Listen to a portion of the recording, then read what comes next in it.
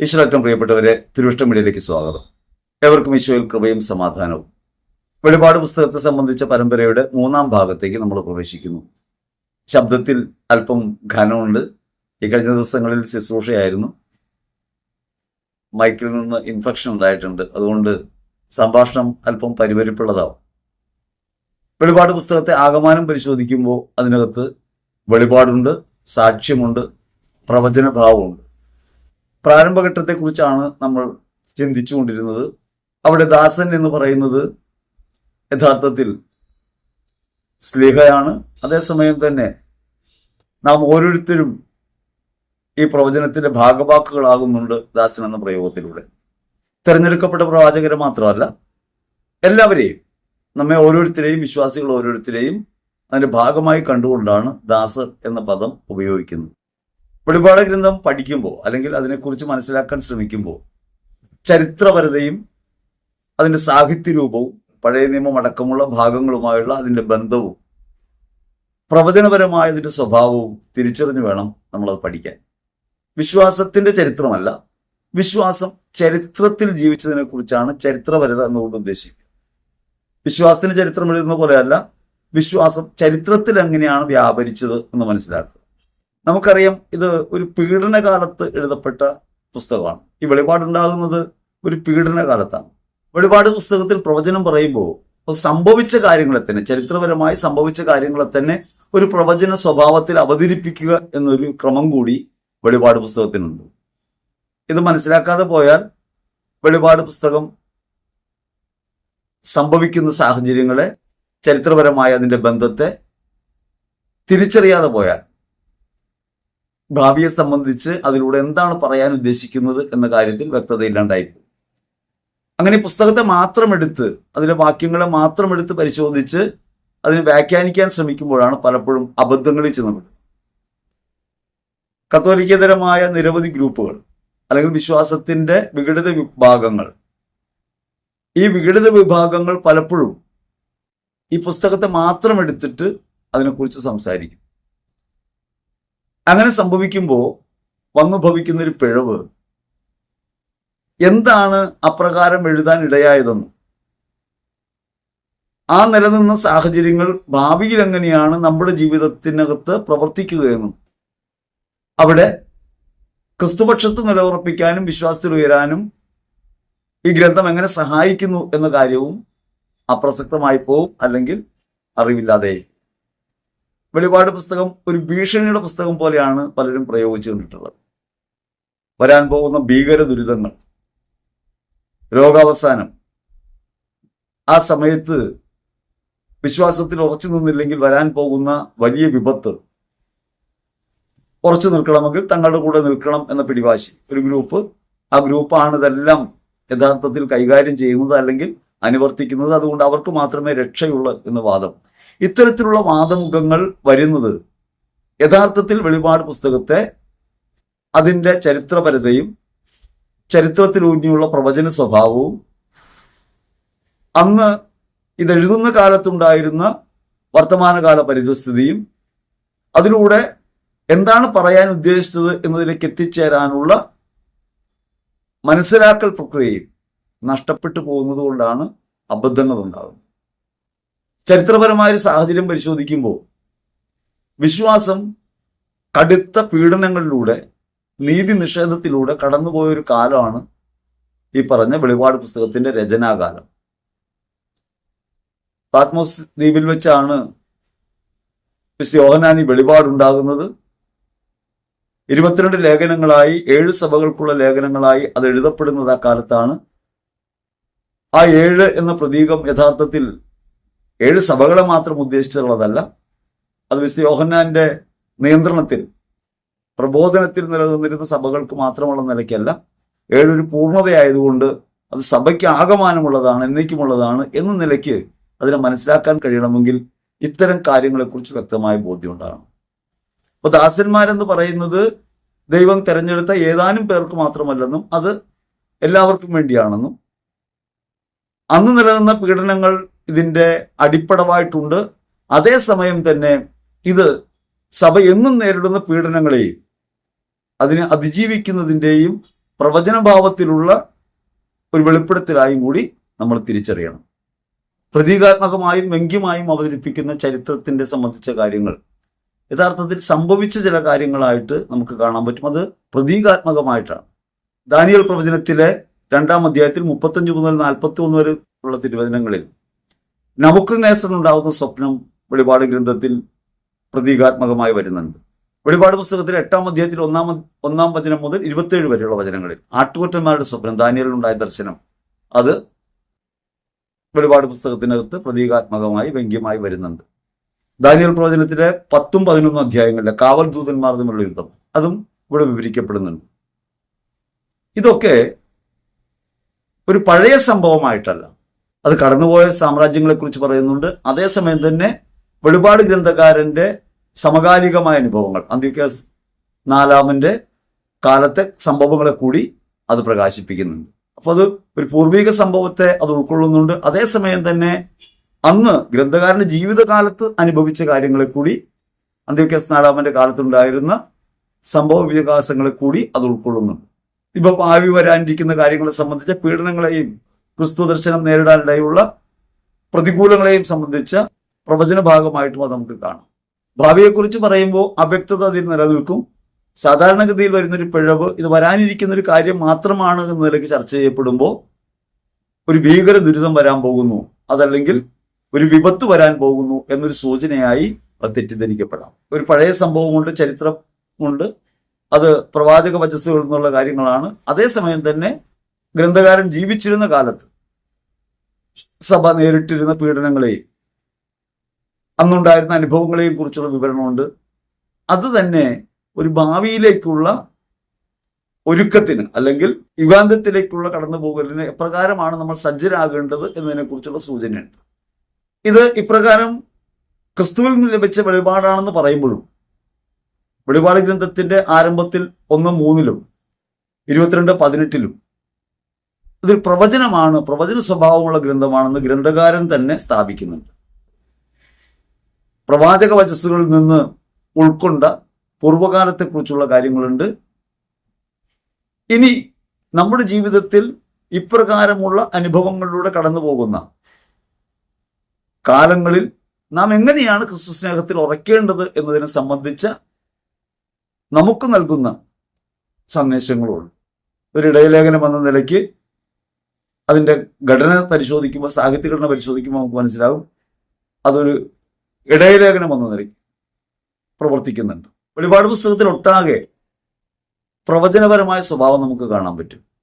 ശാസനയുണ്ട്, താക്കീതുണ്ട്, വിമർശനമുണ്ട്, കുറ്റാരോപണമുണ്ട്, ശിക്ഷയുടെ മുന്നറിയിപ്പും അതോടൊപ്പം തന്നെ സാന്ത്വനവും വരാനിരിക്കുന്ന രക്ഷയുടെ വാഗ്ദാനത്തെ സംബന്ധിച്ച പ്രതീക്ഷാ നിർഭരമായ കാര്യങ്ങളും വെളിപാട് പുസ്തകത്തിനകത്തുണ്ട്.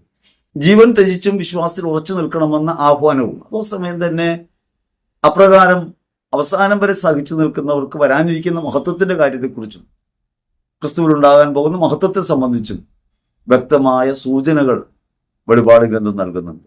അപ്പൊ അതുകൊണ്ട് വെളിപാട് ഗ്രന്ഥം ഏതാനും പേർക്ക് നൽകപ്പെട്ടതല്ല, തെരഞ്ഞെടുക്കപ്പെട്ടവർക്ക് മാത്രമല്ല, പുതിയ ദൈവജനമായ ഇസ്രായേലിന് അഥവാ സഭയാകുന്ന ഇസ്രായേലിന് നൽകുന്ന സന്ദേശമായിട്ട് ഒരു ഇടയലേഖനം എന്ന നിലയ്ക്ക് നമ്മുടെ ജീവിതത്തെ എങ്ങനെയാണ് ക്രിസ്തുവിൽ കൂടുതൽ ഉന്മുഖമാക്കേണ്ടത് എന്നതിനെ സംബന്ധിച്ച പ്രബോധനവും വെളിപാട് ഗ്രന്ഥത്തിനകത്തുണ്ട്.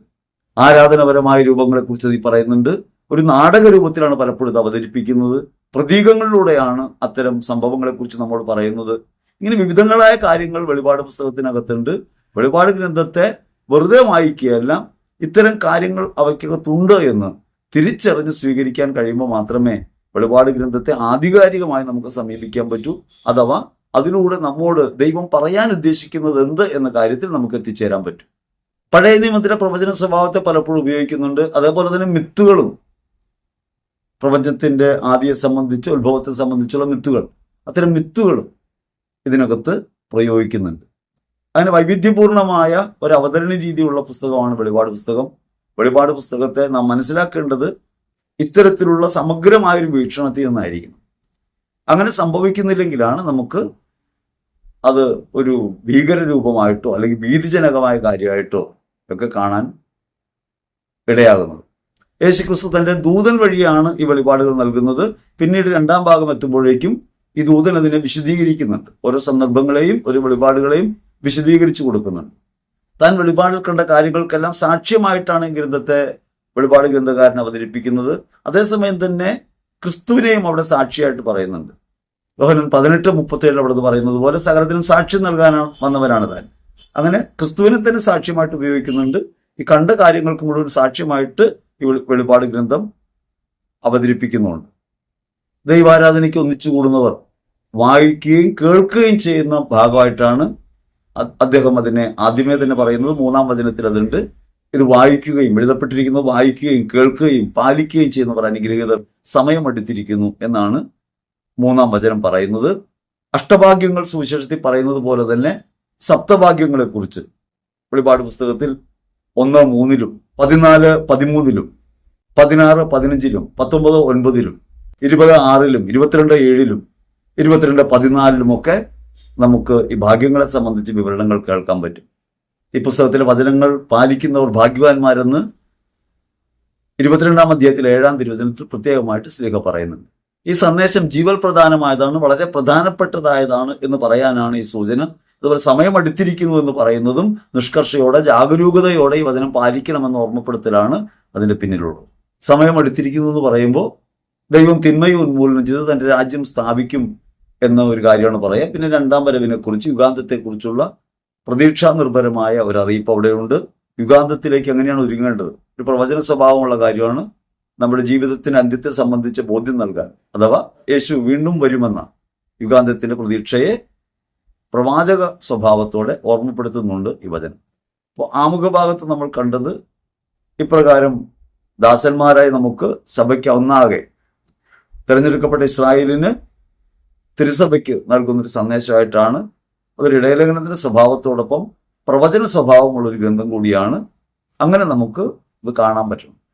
പുതിയ നിയമത്തിലെ 21 പുസ്തകങ്ങൾ ലേഖനങ്ങൾ എന്ന വിഭാഗത്തിലാണ് വരിക. അവയിൽ ഒരു പ്രാദേശിക സഭയ്ക്കുള്ള ലേഖനമായിട്ടുണ്ട്, ആഗോള സഭയ്ക്ക് ഒന്നാകെ നൽകുന്ന ലേഖനമായിട്ടുണ്ട്. പക്ഷെ ലേഖനങ്ങൾക്കൊക്കെ ഒരു പൊതു സ്വഭാവമുണ്ട്. ഇടയലേഖനങ്ങളുടെ ഒരു പൊതു സ്വഭാവം. ആ പൊതു സ്വഭാവം വെളിപാട് ഗ്രന്ഥത്തിനുണ്ട്. അഭിസംബോധന, ആശംസകൾ, പ്രശംസകൾ, ഉപദേശങ്ങളും താക്കീതുകളും, സഭാവന ആശംസ, ആശീർവാദം, ഇതൊക്കെ ലേഖനങ്ങളിൽ പൊതുവെ കാണുന്നവയാണ്. അവയൊക്കെ നമുക്കിവിടെ കാണാൻ പറ്റും. ലേഖനകർത്താവ് അന്ന് നേരിടുന്ന ജീവിതാവസ്ഥകളെക്കുറിച്ചും ഇത് സ്വീകരിക്കുന്നവരെ കുറിച്ചുള്ള ഉത്കണ്ഠകളുമൊക്കെ വെളിപാട് ഗ്രന്ഥത്തിൽ നമുക്ക് കാണാം. വെളിപാട് പുസ്തകത്തിലെ 1-ാം അധ്യായത്തിലെ 4 മുതൽ 6 വരെയുള്ള തിരുവചനങ്ങൾ അഭിവാദനത്തിന്റെ സ്വഭാവമുള്ളവയാണ്. വിശുദ്ധ യോഹന്നാൻ യേശുള്ള തന്റെ 7 സഭകൾക്ക് എഴുതുന്നു എന്ന് പറഞ്ഞുകൊണ്ടാണ് ഇത് ആരംഭിക്കുന്നത്. അവിടെ ഈ അഭിവാദനം നൽകുന്നത് സഭയിൽ ഓരോരുത്തർക്കുമായിട്ടാണ്. ഈ അഭിവാദന സ്വഭാവത്തെ 1-ാം അധ്യായത്തിൽ 4-ാം തിരുവചനത്തിലും 5-ലും 6-ലും നമുക്ക് കണ്ടുമുട്ടാൻ പറ്റും. ഏഷ്യയിലുള്ള 7 സഭകൾക്കാണ് എഴുതുന്നത് എന്ന് പറയുമ്പോൾ അവിടെ ആ 7 സഭകളെ പ്രബോധിപ്പിക്കാൻ വേണ്ടി, പ്രത്യേകിച്ചും അദ്ദേഹത്തിന്റെ പ്രബോധന സബരിയിൽപ്പെട്ട 7 പ്രദേശങ്ങൾ, യാത്രാ ദൂരത്തെ സംബന്ധിച്ചും വഴിയെ സംബന്ധിച്ചും ഒക്കെ ഏകദേശം അടുത്തു വരുന്ന പ്രദേശങ്ങളെ സംബന്ധിച്ച് കാര്യമായിട്ട് അത് കാണാൻ പറ്റും. ഒപ്പം തന്നെ 7 എന്നത് ഒരു പരിപൂർണതര സംഖ്യയാകുകയാൽ അത് തിരുസഭയ്ക്ക് ആകെ നൽകുന്ന സന്ദേശമായിട്ട് നമുക്ക് കാണാം. ഇപ്പൊ എഴുത്ത് 7 പ്രാദേശിക സഭകൾക്കുള്ള എഴുത്തായിട്ട് കാണുമ്പോഴും അത് സാർവത്രിക സഭയ്ക്കുള്ള എഴുത്തായിട്ട് നമുക്ക് കാണാൻ പറ്റുന്നതിന് ഒരു കാരണം അത് 7 എന്ന പൂർണ്ണസംഖ്യയുണ്ട്. തിരുസഭ ഒന്നാകെ തന്റെ ദാസന്മാരെന്ന് പറയുന്നത് തിരഞ്ഞെടുക്കപ്പെട്ട ഇസ്രായേലാണ്, പുതിയ ജനമാണ്, പുതിയ ദൈവജനമാണ്, സഭയാണ്. ആ സഭയ്ക്ക് ആകപ്പാടെയുള്ള എഴുത്തായിട്ടും നമുക്കതിനെ കാണാം. അങ്ങനെ വ്യക്തിപരമായി നമുക്ക് ഓരോരുത്തർക്കും ഈ വെളിപാട് ഗ്രന്ഥം സന്ദേശം നൽകുന്നുണ്ട് എന്ന കാര്യം ഓർക്കണം. പഴയ ഒരു കാലഘട്ടത്തിന് മാത്രമല്ല, ആധുനിക കാലത്ത് ഇന്ന് ജീവിക്കുന്ന നമുക്ക് വേണ്ടി കൂടിയാണ് ഈ എഴുത്ത് എന്ന് നമ്മൾ മനസ്സിലാക്കണം. വെളിപാട് അല്ലെങ്കിൽ ദൈവത്തിന്റെ വചനം എപ്പോഴും കാലത്തിനും സമയത്തിനും അതീതമായ ഒന്നാണ്. സമയം എടുത്തിരിക്കുന്നു എന്ന് പറഞ്ഞാൽ സമയത്തിന്റെ പൂർത്തീകരണം എന്ന് പറയുന്നത് ദൈവത്തെ സംബന്ധിച്ച് നമ്മുടെ സമയമല്ല. നമ്മൾ പലപ്പോഴും കാണുന്നത് നമ്മുടെ സമയമാണ്, നാളെ തീയതിയെക്കുറിച്ച് നമ്മൾ കണക്കാക്കുന്ന തീയതിയാണ്. വാസ്തവത്തിൽ ദൈവത്തിന് സമയത്തിന് പരിമിതിയില്ല. കാലത്തിനും ദേശത്തിനും അതീതനായവനാണ്, ആദിയും അന്തവുമായ. അപ്രകാരമുള്ള ദൈവത്തെ സംബന്ധിച്ച് സമയത്തിന്റെ പൂർത്തി എന്ന് പറയുന്നത് മനുഷ്യരക്ഷയ്ക്ക് അല്ലെങ്കിൽ തിന്മയെ നീക്കുന്നതിന് ദൈവം തിരഞ്ഞെടുക്കുന്ന സമയം എന്ന നിലയ്ക്കാണ്. ആ സമയത്ത് എങ്ങനെയാണ് വിശ്വാസികൾ ജാഗരൂകതയോടെ ദൈവവചനം പാലിക്കേണ്ടതെന്നും ക്രിസ്തുവിലായിരിക്കേണ്ടതിനെ കുറിച്ചാണ് പറയുന്നത്. അതുകൊണ്ട് 7 സഭകൾക്കായുള്ള അന്ന് ഇടത്തെ ഒരു പ്രദേശത്തെ ദൈവജനത്തിന് എഴുതിയെന്ന കാര്യത്തെക്കാൾ അത് സാർവത്രിക സഭയ്ക്കുള്ള ഒരു ലേഖനമായിട്ട് അല്ലെങ്കിൽ സന്ദേശമായിട്ട് കൂടി ഉൾക്കൊള്ളാൻ നമുക്ക് കഴിയണം. ആദ്യം തന്നെ കൃപയും സമാധാനവും ആശംസിക്കുകയാണ്. ഈ കൃപയും സമാധാനവും ആരിൽ നിന്നൊക്കെയാണ് വരുന്നത്? ആയിരിക്കുന്നവനും ആയിരുന്നവനും വരാനിരിക്കുന്നവനുമായവനിൽ നിന്നും. അവിടെ നമുക്ക് കാണാം യേശുക്രിസ്തു ഇന്നും ഇന്നലെയും എന്നും ഒരുവൻ തന്നെയാണ്. ഹെബ്രായർ 13:8 എന്നേക്കുമുള്ളവൻ. ആയിരുന്നവനും ആയിരിക്കുന്നവനും വരാനിരിക്കുന്നവനുമായവനിൽ നിന്നും ആശംസ വരികയാണ്. മാത്രമല്ല അവന്റെ സിംഹാസന സന്നിധിയിലെ സപ്താത്മാക്കളിൽ നിന്നും.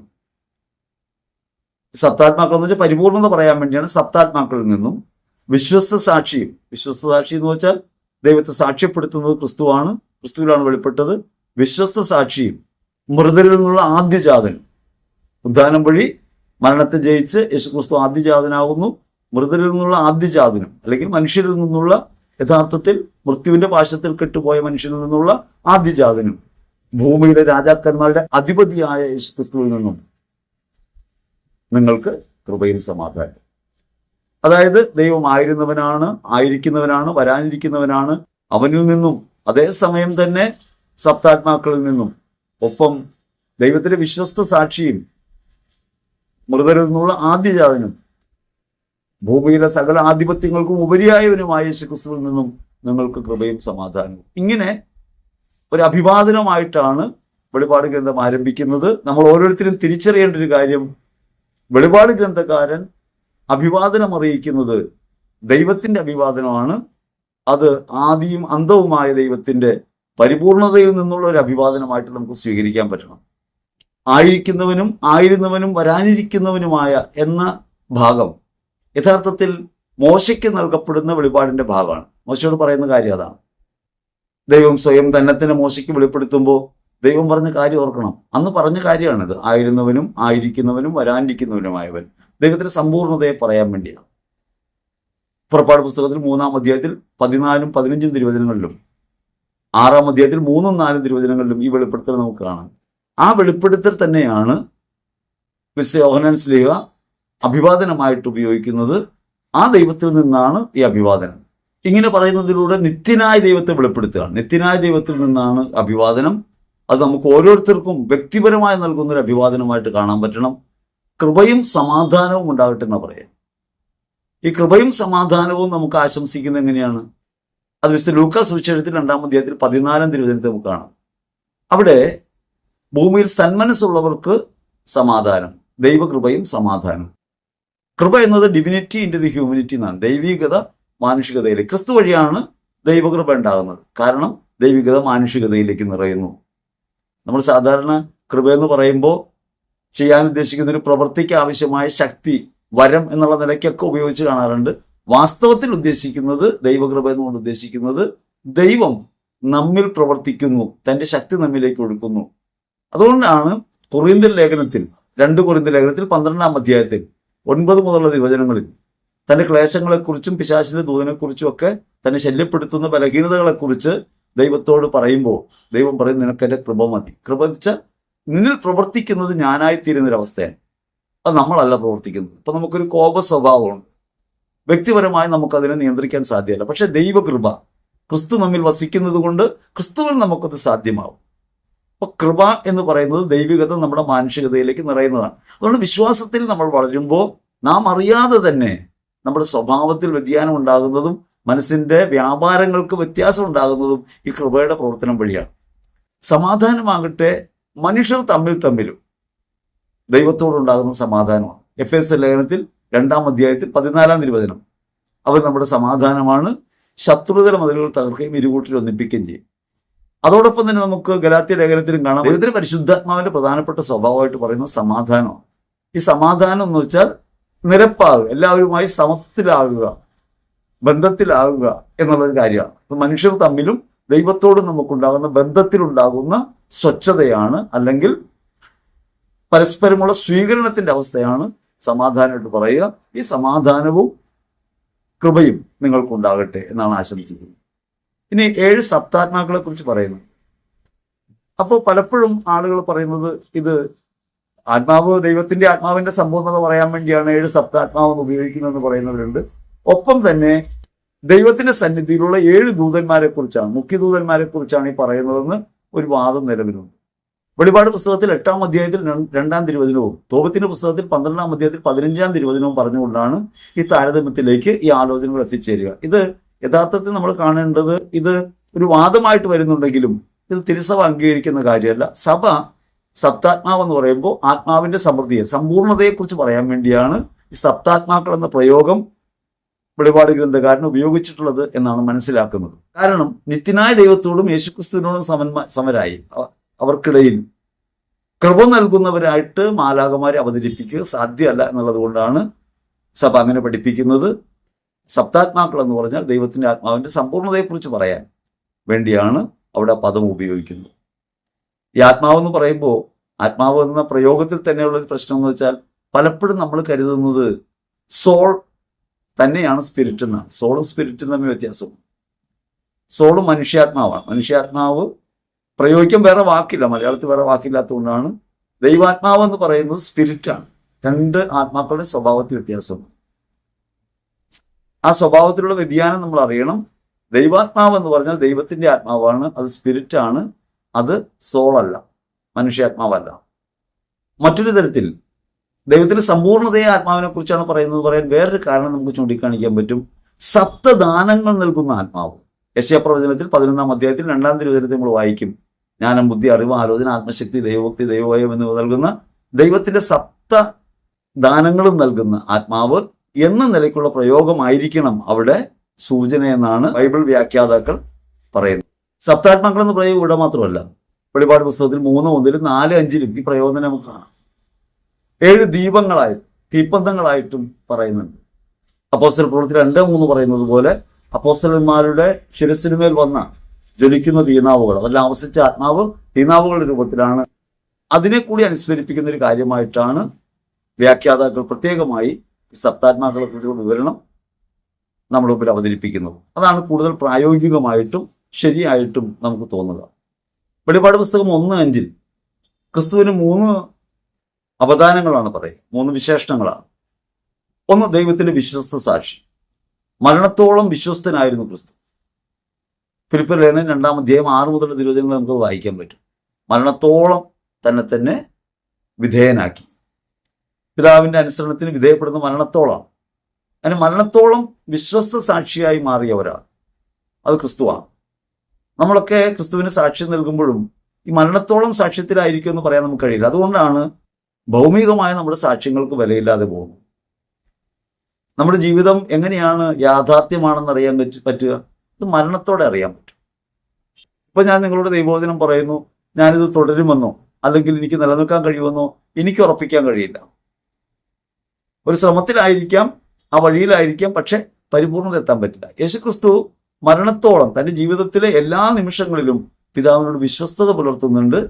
പിതാവിൽ നിന്നാണ് താൻ വന്നതെന്നും പിതാവിലാണ് പ്രവർത്തിക്കുന്നതെന്നും പിതാവിന്റെ അടുത്തേക്കാണ് പോകുന്നതെന്നും വ്യക്തമായ ബോധ്യവും ആ ബോധ്യത്തിനനുസരിച്ച് ജീവിത നിലപാടുകളും ക്രിസ്തു എടുക്കുന്നു. അതുകൊണ്ടാണ് വിശ്വസ്ത സാക്ഷിയാണ് അവിടെ നിന്ന് പറയുന്നത്. 2-ാമത്തെ ഭാഗത്ത് പറയുന്നത് മരണത്തെ ജയിച്ചവൻ എന്ന കാര്യമാണ്. മരണത്തെ എന്നേക്കുമായി തോൽപ്പിച്ചു, പാപത്തെ തോൽപ്പിച്ചു, മരണത്തെ തോൽപ്പിച്ചു, പിശാചിനെ തോൽപ്പിച്ചു. വിജയിയായ ഒരാളായിട്ടാണ് നമുക്ക് ക്രിസ്തുവിനെ കാണാൻ പറ്റുക. അവൻ തന്നെ കുരിശു മരണം വഴി പാപത്തിന്റെയും മരണത്തിന്റെയും മേൽ ആധിപത്യം പുലർത്തി എന്നേക്കും അതിനെ കീഴ്പ്പെടുത്തി. അതുകൊണ്ട് വിജയിയായ ഒരുവൻ. 3-ാമത് കാണുന്നത് രാജാക്കന്മാരെ കുറിച്ചാണ്. രാജാക്കന്മാരുടെ രാജാവ്. ഭൂമിയിലെല്ലാം ആധിപത്യങ്ങളെക്കാളും ഉപരിയാണ് ദൈവത്തിന്റെ ആധിപത്യം എന്ന് പറയാൻ വേണ്ടിയാണ് എന്ന് സാമാന്യാർത്ഥത്തിൽ പറയാം.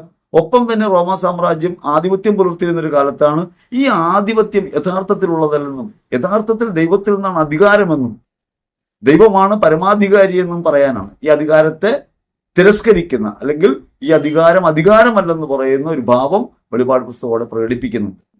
ഒരു പ്രത്യഭിവാദനമായി, ഒരു സ്തുതിയായി കൂടി പറഞ്ഞുകൊണ്ടാണ് ശ്ലീഹ അവസാനിപ്പിക്കുന്നത്. 6-ാം തിരുവചനത്തെ നമുക്കത് കാണാൻ പറ്റും. നമ്മെ സ്നേഹിക്കുകയും സ്വന്തം രക്തത്താൽ നമ്മെ പാപത്തിന്റെ കടകളിൽ നിന്ന് മോചിപ്പിക്കുകയും പിതാവായ ദൈവത്തിന്റെ രാജ്യവും പുരോഹിതരുമാക്കുകയും ചെയ്തതിന് മഹത്വവും പ്രതാപവും എന്നേക്കും ഉണ്ടായിരിക്കട്ടെ, ആമേൻ എന്ന് പറഞ്ഞുകൊണ്ടാണ് ഈ വചനം അവസാനിക്കുന്നത്. അഭിവാദനത്തിൽ അവസാനം ഇപ്രകാരം നമുക്ക് കൃപയും സമാധാനവും നൽകുന്ന, നമ്മെ വിടുവിച്ച ക്രിസ്തുവിന് മഹത്വവും പ്രതാപവും പറഞ്ഞുകൊണ്ടാണ്, പ്രത്യഭിവാദനം പോലെ അവതരിപ്പിച്ചുകൊണ്ടാണ് വെളിപാടിൻ്റെ ഈ അഭിവാദന ഭാഗം അവസാനിക്കുന്നത്.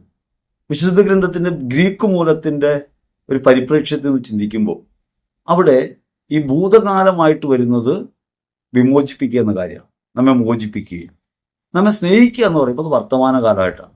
സ്നേഹം എന്നേക്കുമുള്ളതാണ്. ആ സ്നേഹം കൊണ്ടാണ് മോചിപ്പിച്ചത് നേരത്തെ സംഭവിച്ച കാര്യമാണ്.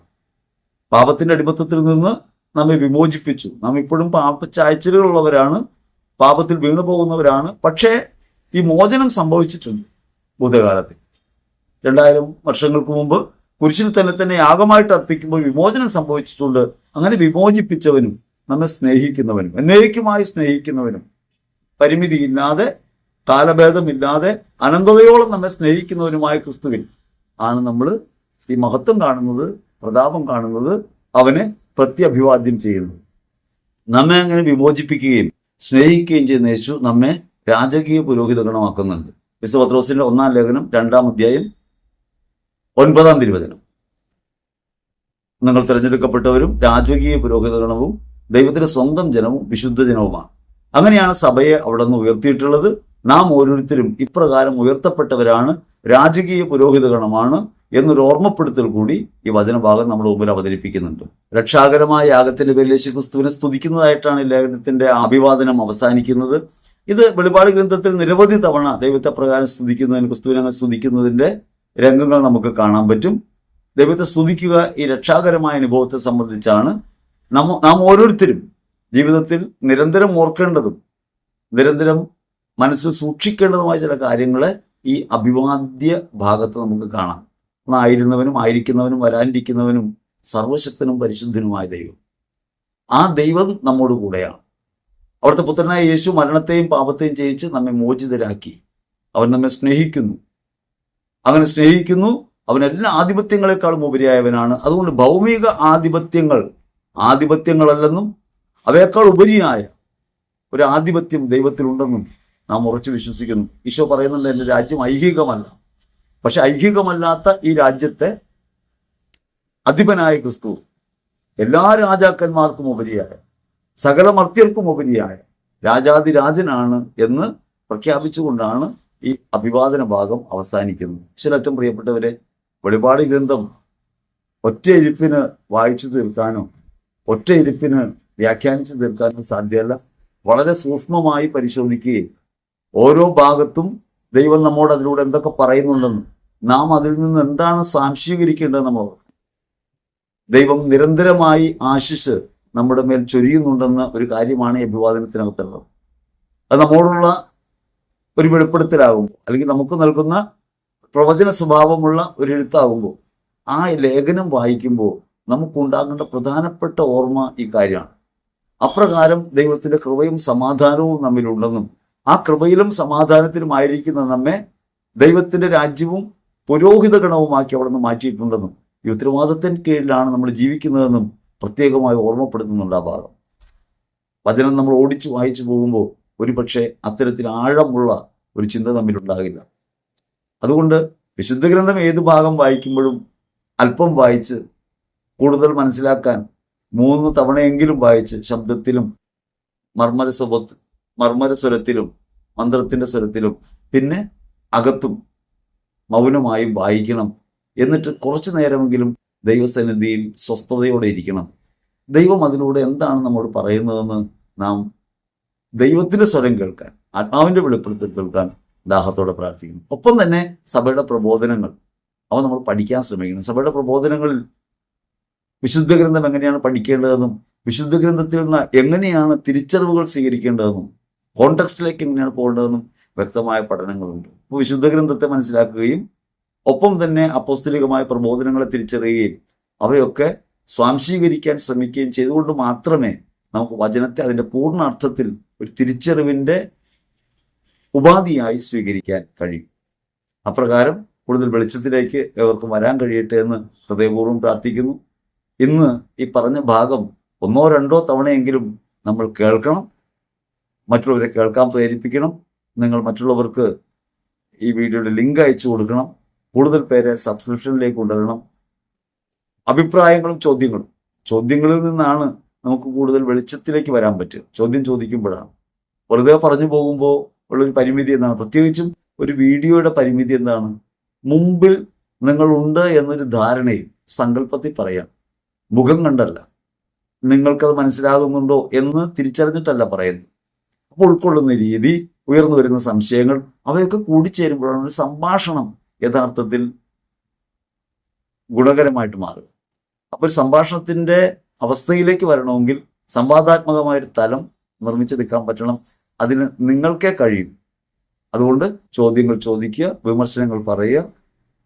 നമുക്ക് വീണ്ടും കൂടുതൽ ആഴങ്ങളിലേക്ക്, ദൈവവചനത്തിന്റെ അർത്ഥതലങ്ങളിലേക്ക് പ്രവേശിക്കാനും ഹൃദയത്തിൽ സ്വാംശീകരിക്കാനും ഹൃദയത്തിൽ സംഗ്രഹിക്കാനും കഴിയട്ടെ. അങ്ങനെ കൂടുതൽ ക്രിസ്തുവോന്മുഖമായ, അപരോന്മുഖമായ ജീവിതം നയിക്കാൻ അവിടുന്ന് നമ്മെ അനുഗ്രഹിക്കട്ടെ എന്ന് ഹൃദയപൂർവ്വം പ്രാർത്ഥിക്കുന്നു. ആമേൻ.